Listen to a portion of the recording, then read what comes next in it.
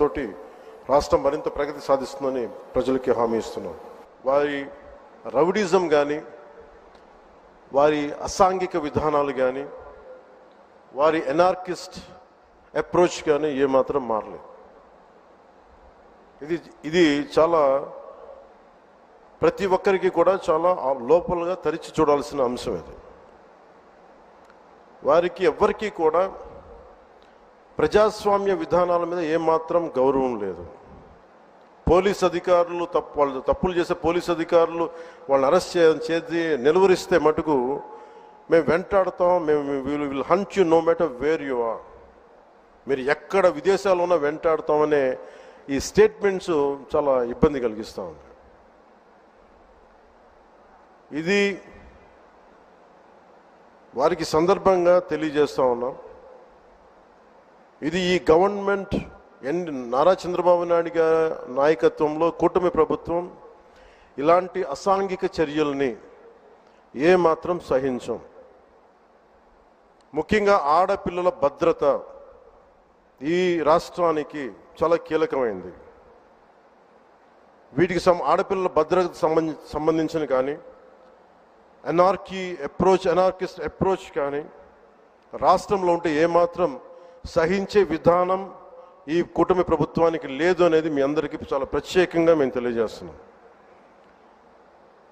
వారికి కూడా బెదిరించే వాళ్ళకి ఈ సందర్భంగా ఒకటే తెలియజేస్తున్నాం, గొంతుకులు కోస్తాం, కుత్తుకలు కోస్తాం ఇలాంటి నినాదాలకి భయపడే వాళ్ళం ఎవరూ లేము ఇక్కడ. అలాంటివన్నీ చూసే మీలాంటి వాళ్ళని ఎదుర్కొని ఇక్కడ దాకా వచ్చాం.